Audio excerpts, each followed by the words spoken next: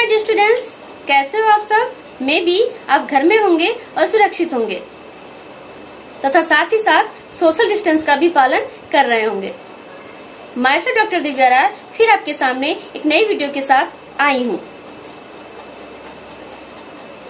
Students, जैसा कि आप सब जानते हो कि इंग्लिश सब्जेक्ट के अंतर्गत आने वाले ग्रामर पोर्शन में मैंने सेंटेंस टॉपिक को इसकी पूरी वीडियो में पढ़ाया था और ये बताया था कि सेंटेंस क्या होते हैं और सेंटेंस कितने टाइप्स के होते हैं। आज की इस वीडियो में मैं ये बताऊंगी कि स्ट्रक्चर के आधार पे, संरचना के आधार पे इन सेंटेंस कितने प्रकार के होते हैं। मे बी आप लोग इस वीडियो को लास्ट तक देखेंगे और इसका लाभ उठाएंगे। स्टूडेंट्स, इंग्लिश की पूरे वीडियो में मैंने आपको सेंटेंस और उसके टाइप्स के बारे में बताया था। इस वीडियो में मैं आपको ये बताऊंगी कि स्ट्रक्चर के आधार पर यानी कि संरचना के आधार पर सेंटेंस कितने प्रकार के होते हैं। यदि हम हिंदी विषय की बात करें तो हिंदी विषय में भी संरचना के आधार पर वाक्यों का विभाजन होता है। तो स्टूडेंट्स, चलिए स्ट्रक्चर के बेस पे सेंटेंस के कितने टाइप्स होते हैं इसको हम अगली स्लाइड में देखते हैं। Types of sentences on the basis of structure. संरचना के आधार पर वाक्यों का प्रकार। फर्स्ट है simple sentence, second compound sentence and third complex sentence.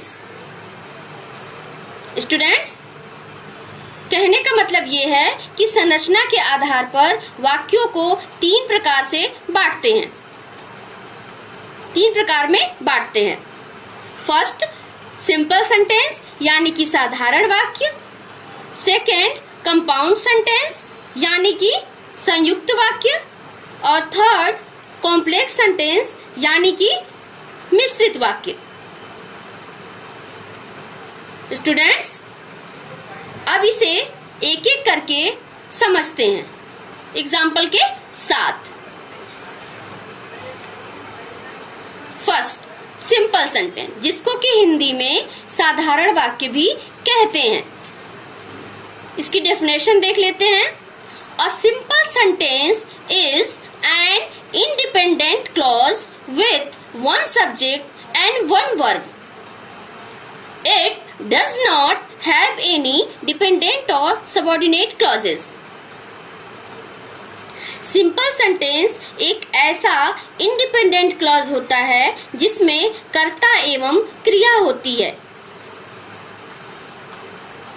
तथा इसमें डिपेंडेंट क्लॉज या सबऑर्डिनेट क्लॉज किसी भी प्रकार से नहीं होता है।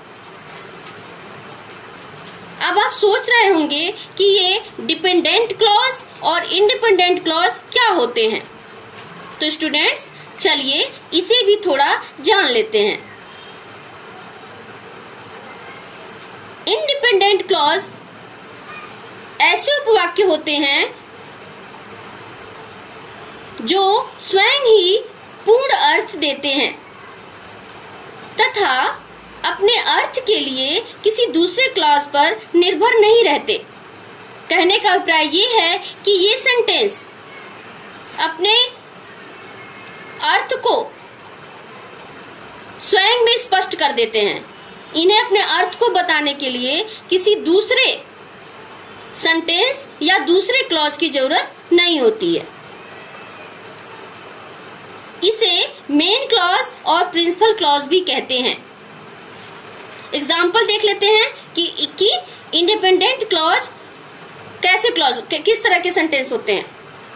आई एट द पाइनएप्पल, मैंने पाइनएप्पल खाया या मैंने अनानास खाया। अब इस सेंटेंस में आप देखिए कि ये सेंटेंस पूरी तरह से अपने अर्थ को स्पष्ट करता है।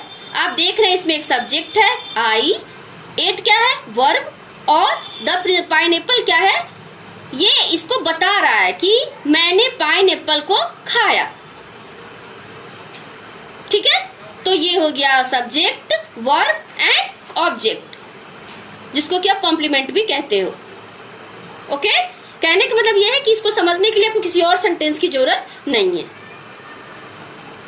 सेकंड है डिपेंडेंट क्लॉज, जिसको कि सबऑर्डिनेट क्लॉज भी कहते हैं, उसे भी थोड़ा जान लेते हैं। वे क्लॉज जो अपने आप में पूर्ण अर्थ नहीं देते, अर्थात इस प्रकार के क्लॉज अपने पूर्ण अर्थ के लिए प्रिंसिपल क्लॉज पर निर्भर रहते हैं। प्रिंसिपल क्लॉज यानी इंडिपेंडेंट क्लॉज पर निर्भर रहते हैं। डिपेंडेंट का मतलब ही होता है आश्रित, मतलब ये अपने पूर्ण अर्थ को प्रदान करने के लिए किसी न किसी अन्य सेंटेंस जो कि अपने आप में पूर्ण हो, उसकी सहायता इन्हें लेनी पड़ती है। ओके, तो स्टूडेंट्स, इसे सबऑर्डिनेट क्लॉज भी कहते हैं। एक सेंटेंस एक एग्जांपल से जान लेते हैं, जैसे I saw a girl who was dancing। अब इसमें देखिए I saw a girl, ये कंप्लीट सेंस देता है, तो ये क्या हो गया? Independent clause. मैंने एक लड़की देखा, I subject, saw verb and a girl object. Okay, लेकिन who was dancing, जो नाच रही थी, क्या इससे कोई सेंटेंस का पूरा अर्थ मिलता है? नहीं, तो ये क्या हो गया? Dependent clause. तो डिपेंडेंट क्लॉज का मतलब होता है जो अपने अर्थ को पूर्ण करने के लिए किसी अन्य सेंटेंस की, अन्य इंडिपेंडेंट क्लॉज की सहायता लेता है। मे भी आपको समझ में आ गया होगा। अब चलते हैं अपने टॉपिक पे, पुनः आते हैं जो टॉपिक हम पढ़ रहे थे, अब इसको समझते हैं। तो स्टूडेंट्स, अब अगेन हम अपने टॉपिक पर आते हैं, सिंपल सेंटेंस, यानी कि ऐसे उपवाक्य जो अपने आप में पूर्ण अर्थ प्रकट करते हैं, सिंपल सेंटेंस कहलाते हैं। और इस प्रकार के सेंटेंस में एक सब्जेक्ट होता है और एक वर्ब होता है। अब इसको एग्जाम्पल के द्वारा और अच्छी तरह से समझते हैं। First, my elder brother is a senior doctor in a hospital. इसमें देखिए आप लोग, माई एल्डर ब्रदर क्या है? सब्जेक्ट है, इस क्या है? वर्ब है, और ये सेंटेंस अपने अर्थ को पूरी तरह प्रकट कर रहा है। सेकंड पे आते हैं, Chandigarh is a plant city. इसमें भी आप देखिए, चंडीगढ़ क्या है? सब्जेक्ट है, इसको नाउन भी कह सकते हैं, लेकिन इसमें ये क्या है? सब्जेक्ट है, इस क्या है? वर्ब है। ओके, और ये सेंटेंस भी अपने अर्थ को पूरी तरह प्रकट करता है। थर्ड वाला है, he got very tired after his long journey। इसमें भी आप देखिए, he क्या है? सब्जेक्ट है, got क्या है? वर्ब है, और ये सेंटेंस अपने अर्थ को पूरी तरह से प्रकट करता है। तो स्टूडेंट्स, इन तीनों एग्जाम्पल में ये क्लियर हो रहा है कि इन सभी में एक सब्जेक्ट है एंड एक वर्ब है, और ये सेंटेंस अपने आप में पूर्ण वाक्य प्रकट करते हैं, पूर्ण अर्थ प्रकट करते हैं। ओके, अब हम नेक्स्ट पे चलते हैं।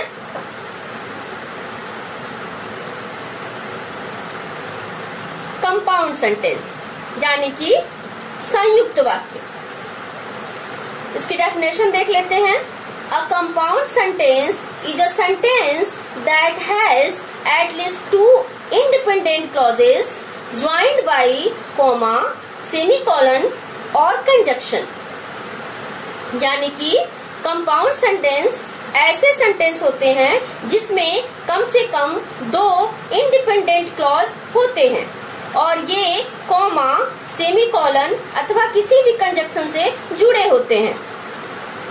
कंजंक्शन के विषय में तो आप जानते ही होंगे कि कंजंक्शन एक पार्ट ऑफ स्पीच है जिसका अर्थ होता है संबंध सूचक, और ये कुल 3 प्रकार के होते हैं। कौन कौन से? Coordinating conjunction, subordinating conjunction and correlative conjunction. इनके अंतर्गत ऐसे वर्ड आते हैं जो किन्हीं दो सेंटेंस को आपस में जोड़ते हैं, यानी दो सेंटेंस के बीच संबंध स्थापित करने में सहायक होते हैं। और ये इस प्रकार से हो सकते हैं कि करके देख लेते हैं, कुछ उसमें से जान लेते हैं कि कैसे कैसे कंजक्शन होते हैं। For, and, but, yet, either, or, so, but, that, although, because, since, while, where, when, etcetera. और भी सारे बहुत सारे हैं, लेकिन मैंने उसमें से कुछ को आपको बता दिया। ये ऐसे तो सेंटेंस को ये जोड़ने का काम करते हैं। स्टूडेंट्स, हमने ये जान लिया कि कंपाउंड सेंटेंस वे सेंटेंस होते हैं जिसमें कम से कम 2 इंडिपेंडेंट सेंटेंस होते हैं एवं वे कॉमा, सेमीकोलन अथवा कंजक्शन से जुड़े होते हैं। और कंजक्शन के विषय में मैंने आपको हल्की फुल्की जानकारी दे ही दी। यदि इसके विषय में और जानकारी चाहिए तो कमेंट्स में लिखिए, मैं अगले वीडियो में इसको और ज्यादा क्लियर करने की कोशिश करूंगी। पूरी तरह से केवल और केवल कंजक्शन की वीडियो आपको मैं बना के बताऊंगी। स्टूडेंट्स, इसको एग्जाम्पल के थ्रू समझ लेते हैं। First, everyone was busy, so I went to the movie alone. इसमें so क्या है? कंजंक्शन है और ये इसी से दोनों सेंटेंस जुड़े हुए हैं तथा दोनों सेंटेंस इंडिपेंडेंट क्लॉज हैं, क्योंकि पहले में भी एक सब्जेक्ट है और एक वर्ब है तथा दूसरे में भी एक सब्जेक्ट है और एक वर्ब है। ओके, तथा दोनों अलग अलग अपने कंप्लीट मीनिंग को शो करते हैं।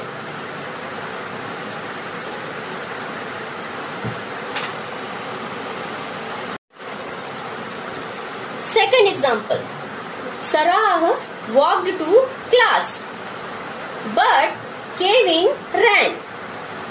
ओके, इसमें देखिए सराह इसमें क्या है? सब्जेक्ट है और वॉक्ड क्या है? वर्ब है।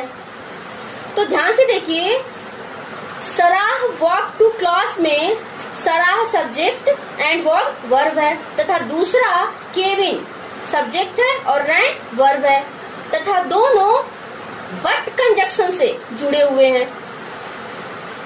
साथ ही साथ ये भी ध्यान दीजिएगा कि ये दोनों ही अपने इंडिपेंडेंट या ये दोनों ही अपने अर्थ को पूरी तरह से प्रकट करते हैं, यानी कि ये दोनों इंडिपेंडेंट क्लॉज हैं। ओके, मे बी आपको ये क्लियर हो गया होगा। अब हम नेक्स्ट सेंटेंस पे चलते हैं, कॉम्प्लेक्स सेंटेंस यानी कि मिश्रित वाक्य। इसकी डेफिनेशन देख लेते हैं। The complex sentence combines independent clauses with dependent clauses, यानी कि ऐसे वाक्य जिसमें इंडिपेंडेंट क्लॉज डिपेंडेंट क्लॉज के साथ जुड़ा होता है और अपना कंप्लीट सेंस प्रकट करता है, तब जाकर उसे कॉम्प्लेक्स सेंटेंस कहते हैं। अर्थात इसमें इंडिपेंडेंट क्लॉज के साथ एक डिपेंडेंट क्लॉज जरूर होता है। ओके, इसको एग्जांपल्स के थ्रू समझ लेते हैं थोड़ा। First, because my coffee was too cold I heated it in the microwave. क्योंकि मेरी कॉफी बहुत ठंडी हो गई थी, मैंने इसे माइक्रोवेव में गर्म किया। अब यहाँ देखिए, because my coffee was too cold, यहाँ आप देखेंगे कि क्या ये पूरा कंप्लीट सेंटेंस है या इंडिपेंडेंट क्लॉज है? नहीं, क्योंकि ये सब्जेक्ट से स्टार्ट नहीं हुआ, ये बिकॉज से स्टार्ट हुआ। लेकिन सेकेंड वाला जो है कॉमा के बाद I heated it in the microwave, ये सब्जेक्ट से शुरू हुआ है और इसमें एक वर्ब भी है। तो इसमें आप देख रहे होंगे कि एक तो बिकॉज से जो शुरू हुआ है वो डिपेंडेंट क्लॉज है, लेकिन दूसरा जो आई हीटेड से स्टार्ट हुआ है ये इंडिपेंडेंट क्लॉज है। तो ये कॉमा से जुड़े हुए हैं। तो कहने का मतलब ये है कि जो पहला वाला डिपेंडेंट क्लॉज है वो दूसरे वाले इंडिपेंडेंट क्लॉज पर पूरी तरह से निर्भर है अपने अर्थ को प्रकट करने के लिए। ओके, बिना इंडिपेंडेंट क्लॉज की मदद के डिपेंडेंट क्लॉज जो है उसका कोई मीनिंग, पूरी तरह से मीनिंग निकल करके नहीं आता है। Second, while I am a passionate basketball fan, I prefer football. इसमें देखिए पहला सेंटेंस किससे स्टार्ट हुआ है? व्हाइल से। While I am a passionate basketball fan. इसमें देख रहे होंगे कि व्हाइल से शुरू होने के कारण और सब्जेक्ट इसके बाद आया है और ये अपनी पूरी तरह से मीनिंग को प्रकट नहीं करता है। इसको अपनी मीनिंग को प्रकट करने के लिए सेकेंड वाला क्लॉज इंडिपेंडेंट की मदद लेनी पड़ती है। आई प्रेफर फुटबॉल, ये क्या है? ये इंडिपेंडेंट क्लॉज है। इसमें आई क्या है? सब्जेक्ट है और प्रेफर क्या है? वर्ब है। तो आप लोग देख रहे होंगे कि ये कंप्लीट सेंस प्रकट करता है। तो फर्स्ट वाला क्लॉज क्या हो गया?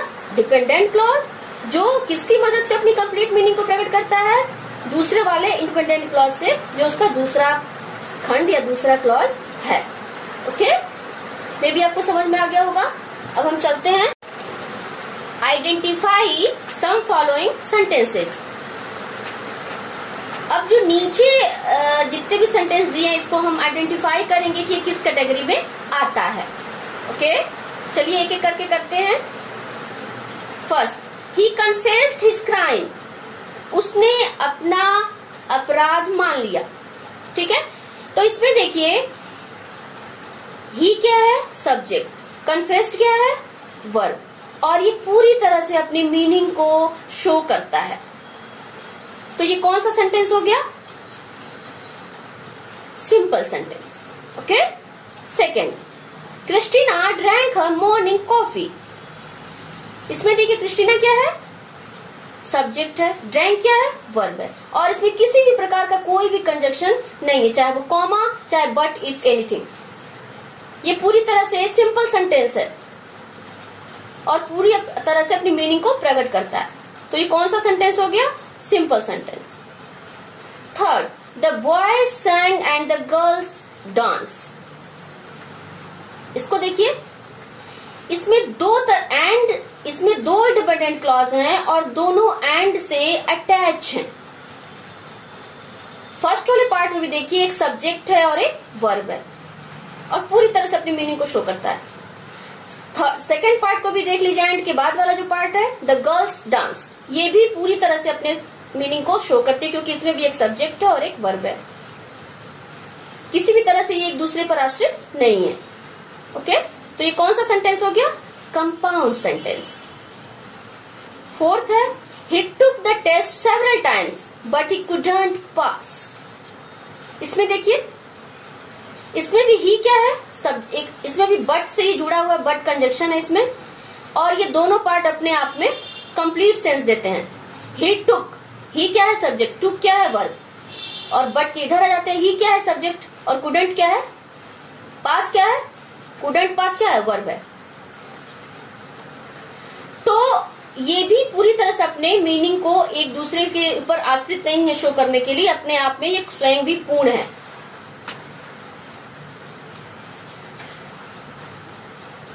नेक्स्ट देखते हैं, wherever you go you can always find beauty. अब यहाँ कर बताइए, वेयर एवर यू गो, ये कोई आपको इंडिपेंडेंट क्लॉज लग रहा है? नहीं। क्यों? क्योंकि वेयर एवर से स्टार्ट हुआ है। इसको अपनी मीनिंग को शो करने के लिए सेकेंड वाले क्लॉज की, कॉमा के बाद वाले पार्ट की जरूरत पड़ेगी, जिसमें लिखा हुआ है कि you can always find beauty. ये पूरी तरह से कंप्लीट सेंस है। इसमें यू क्या है? सब्जेक्ट है, कैन क्या है? वर्ब है। आ रही बात समझ में? तो कहने का मतलब ये है कि ये फ्रेज को जोड़ रहा है, ये डिपेंडेंट क्लॉज को जोड़ रहा है, ये अपनी मीनिंग के लिए पूरी तरह से सेकेंड पार्ट पर डिपेंड है। नेक्स्ट है, when she was younger she believed in fairy tales. इसमें भी देखिए व्हेन शी वॉज यंगर, ये व्हेन से स्टार्ट हुआ है, और हमने क्या बात करी थी? सिंपल सेंटेंस, इसमें सब्जेक्ट होता है स्टार्टिंग में और फिर उसके बाद वर्ब होता है। ये ऐसे ही सेंटेंस ऐसे वाले स्टार्ट होते हैं। तो यहाँ व्हेन शी वॉज यंगर क्या हो गया? डिपेंडेंट क्लॉज हो गया। She believed in fairy tales independent clause हो गया। और ये पहला वाला क्लॉज जो है व्हेन शी वॉज यंगर, वो अपने मीनिंग को शो करने के लिए पूरी तरह से she believed in fairy tales वाले सेंटेंस पर निर्भर है। Last one is The museum was very interesting as I expected.